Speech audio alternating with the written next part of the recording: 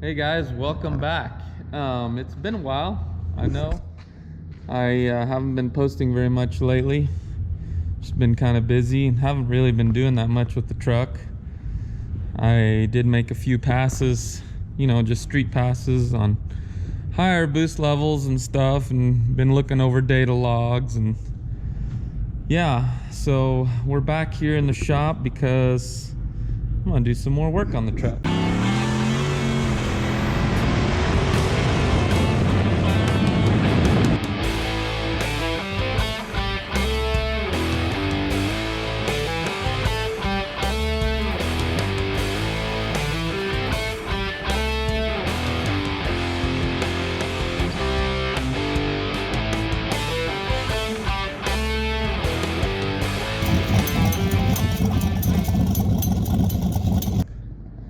So I remember telling you guys that I needed a tighter converter, and I was going to swap out the gear ratio in the back to a taller, because everything the way the truck was running, it wanted to be lugged down. And that's simply because, the cam isn't that big, the whole setup. I mean, it's got a 9902 style intake manifold, which are not very high flow, high revving intake manifolds. They do pretty good though. It's probably still one of the best ones. But yeah, I'm gonna be going over here in a second what I'm gonna be upgrading next. I did, however, swap out my little eBay wastegates for actual tile wastegates. Superior quality by far, for sure. The reason I did that is because I kept having this problem where they would get stuck. They wouldn't close all the way, and you'd get a little bit of exhaust leak. I could always hear it, down here by the tire, because that's where the exhaust pipe is, which I guess you can't see behind this flap. But anyway, so I was having the problem where they were leaking after I drive it a few times. So I kind of got tired of it and decided I'm going to spend some money, and I bought the actual tiles, and I'm very glad I did. I wish I would have done it in the first place. I've had a lot of luck with the other cheaper wastegates in the past, especially the Rev 9, the bigger ones, the 50 and the 60 millimeter wastegates. I've had a lot of luck with those, but these I didn't have so much luck with. So anyway, this is what I'm going to be upgrading. I'm putting a new camshaft in. And the reason for that is, after doing a lot of testing, I've noticed that I'm having a hard time building any boost. If it's cool out, like when I first put the combo together with the new stall, the tighter converter, everything, I could build boost no problem. I could build 10 pounds of boost at 2,800 RPM. But once the temperature gets up to 80, and out here a lot of times we get 90, 100 degree temperatures, and a lot of times we go to some of these races, they're gonna be in this 80, 90 degree weather, A lot of times we race at night, and it might get up to around 75 or 80 degrees, not quite as hot. But even there, I was having trouble getting to 6 pounds. And if I want this thing to leave hard, I'm gonna need at least 10 pounds of boost, in my opinion, if I want to get some good 60 foots. It'll do, 1.4s probably on 6 or 7 pounds. But if I want to get into the 1.3s, 1.2s, what a lot of these guys are doing nowadays, which seems impossible, but I want to try, then I need to leave on more boost, and I'm not able to make enough boost. That being said, I actually can make that high boost with this current combo. I just have to step on that Hydro Boost, which thankfully I have. I got to step on the Hydro Boost really, really hard, and I can get the RPM up to 3,400 without spinning the tires. But if I'm ever at a race and I want to bump forward with the Hydro Boost, you let off the brake pedal. Well, it lets off the rear brake and the front brake. You want to creep forward. At 3,400, it'll just spin the tires as soon as I start lifting off the brake pedal. At 3,000, it works. That's just the way this converter is. And so then I was running into this issue.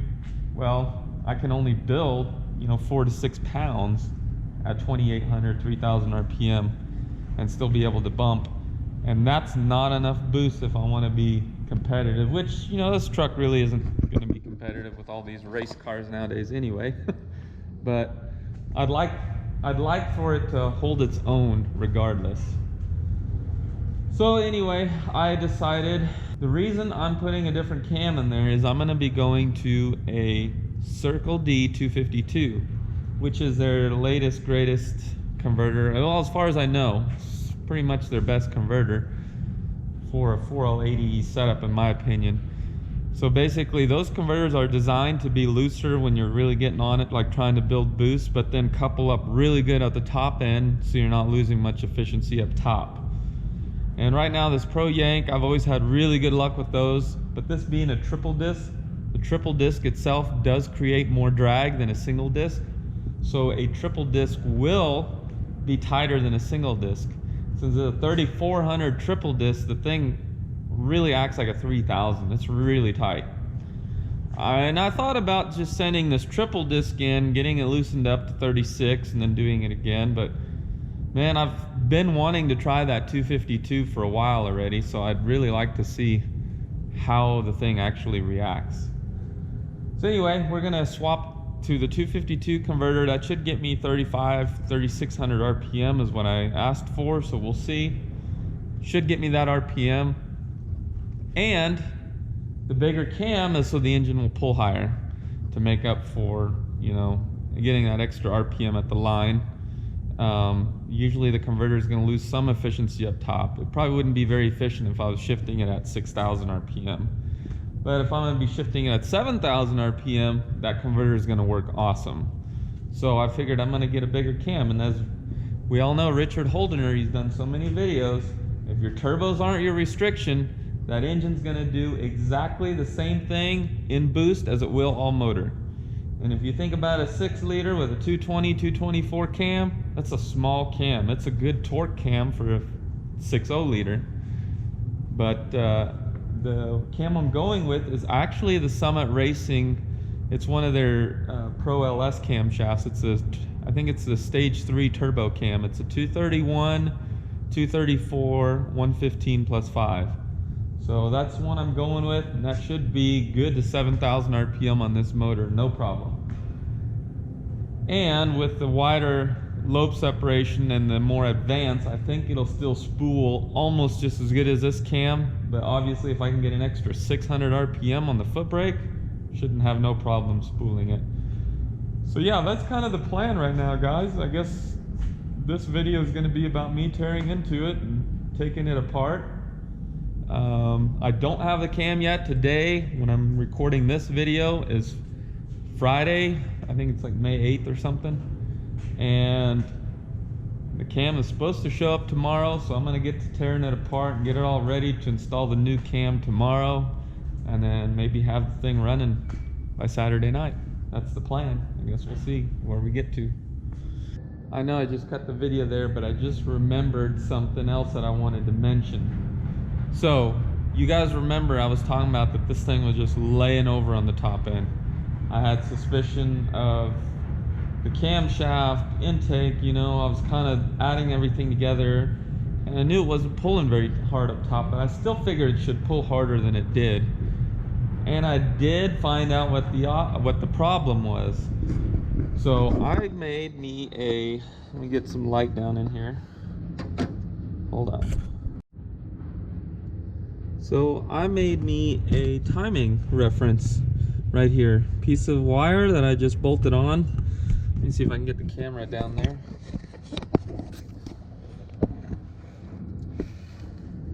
So yeah, a piece of wire I just bolted on right there onto the timing cover. And I stuck it out like so, made some marks on the harmonic balancer to use the piston, a top dead center piston stop. You just stick it in a spark plug hole, and then you crank the engine over and it'll stop. You make a mark, crank it over the other way, stop, make another mark, then you measure right between those two marks, then you can find your top dead center and you mark it there, and then you do a static timing check. And that is what I did, and it turned out my timing was off by 3 degrees. So whenever I had say 20 degrees of timing, and the actual timing was 17. And whenever I had 13 degrees of timing, the actual timing was 10. Whenever I was in Oklahoma City and I was making those runs out there, I was only pushing 12 degrees of timing on 22 pounds of boost. And it would go up to 14 degrees at 7,000 RPM, which in reality, up to 13 degrees at 7,000. So in reality, I only had 10 degrees of timing. And I never really thought about it that much until once I got the timing fixed and I added 3 degrees of timing to the truck. My goodness, it pulls hard, even with this cam, up to 6,700 RPM, maybe even a little higher. I shifted at 7,000. You can feel it start to nose over just a little bit, but it was not bad at all. Like, you could actually make it work. However, I still wanted the bigger cam because it's just gonna pull a lot harder from 65 to 7,000 with this new cam. It's gonna be significantly higher. I would imagine on 20 pounds of boost, it's probably worth 100 horsepower at that RPM, not on my peak, just at that RPM, at 7,000. I could be off. It might not be that much, but so that's why I'm where I am right now. That's what kind of got me deciding to change the setup again. And shoot, the tracks are still not open. Haven't heard anything of when some of these local tracks are going to be open, so can't run it anyway. Might as well upgrade it, right? So yeah, I guess I'm gonna set up the camera and I'm gonna get started working on this thing.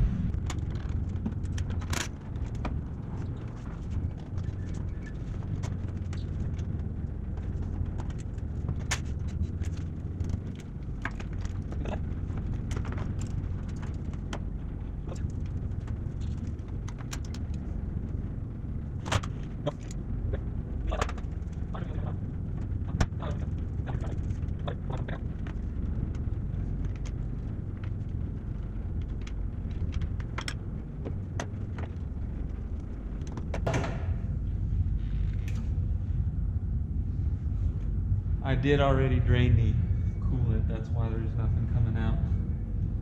Don't worry, my engine's not shot. I have to disconnect these power wires for the fans.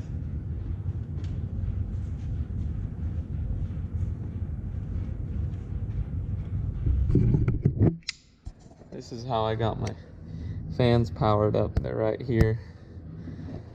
And they go over to the relay. Kind of a wiring mess, but yeah.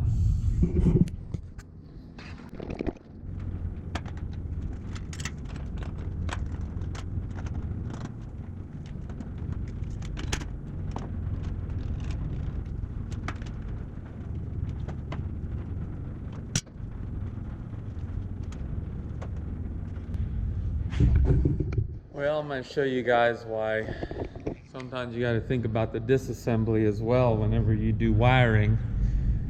I rewired this on my new setup. I'm going to get my flashlight on. There we go. I rewired this on my new setup.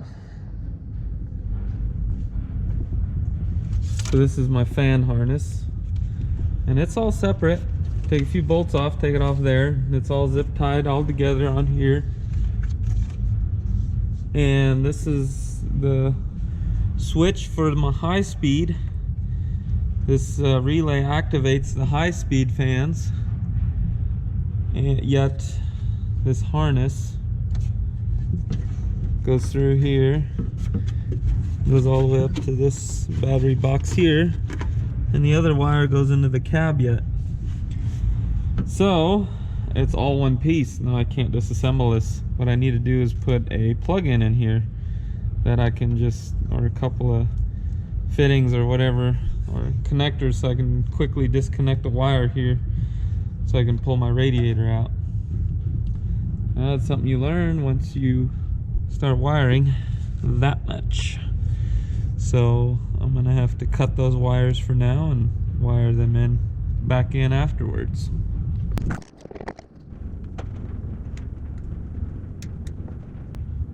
like the only thing left is the lower radiator hose along with these two bolts, and then I can pull it all out, which I guess I need to take the air filters off so that'll come out a lot easier. Turbos just look so cool. I love the billet turbos. A little light on it. Oh yeah.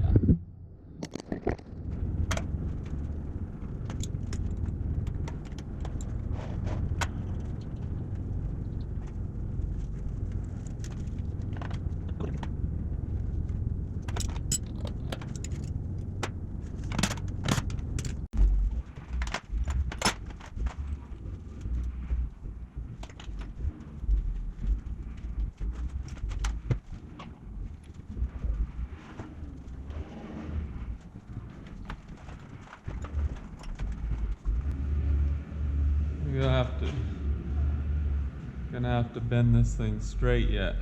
She wobbles a little.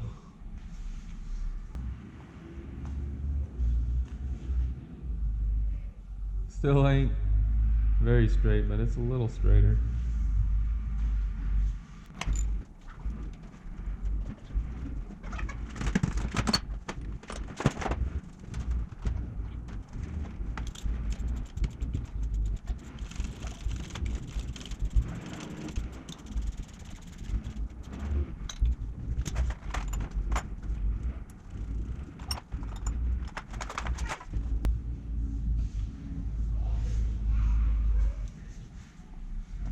So this is where you can see the timing marks. I did it twice, one is in the red, one is in black. But ultimately the timing mark was right where that black line was on top of the white line, which makes it a little bit hard to see, but I was able to verify timing using that. So of course now it's all irrelevant. I'd have to do it all again because these are not keyed. So yeah.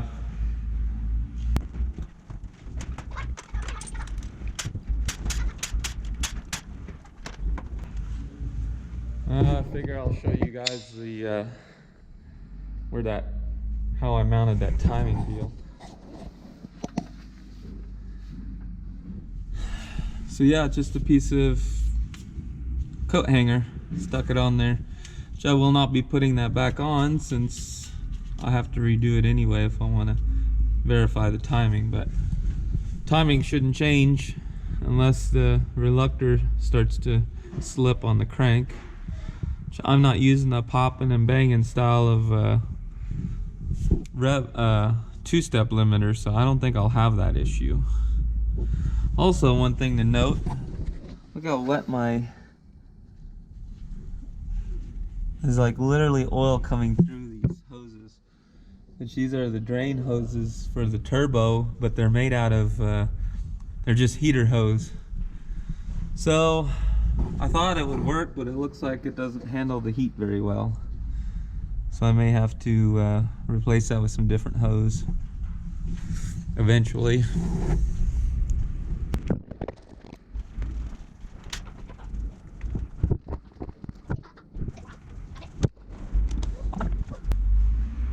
Let me just show you guys another issue I have with my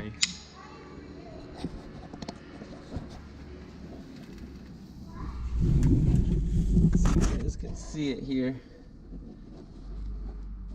So that bolt right there, right here, this bolt is right above this fitting. So I have to unscrew the bolt little at a time as I lift the timing cover up.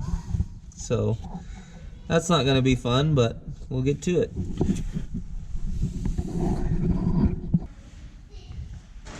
Tip of the day: for a little bit better control of the camshaft, you use these water pump bolts.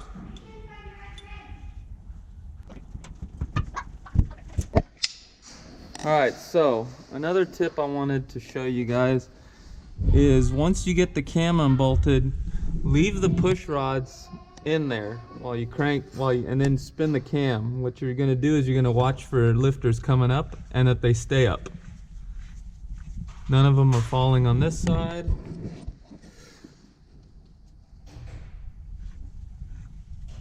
They're all staying up on this side too. That indicates that you should be safe to pull the cam out without dropping any lifters.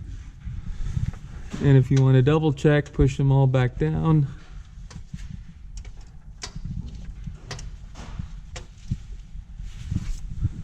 Spin the cam.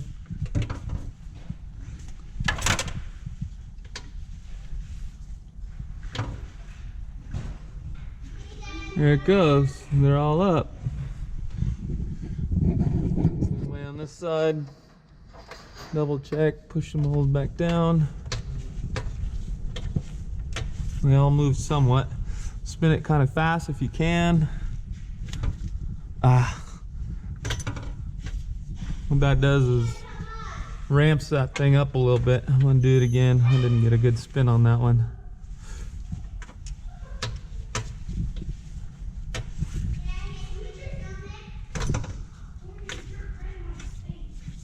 There you go. All the lifters are staying up. If they stay up with the push rods in there, they should stay up when you pull them out. It's not a guarantee, but that's what it should do.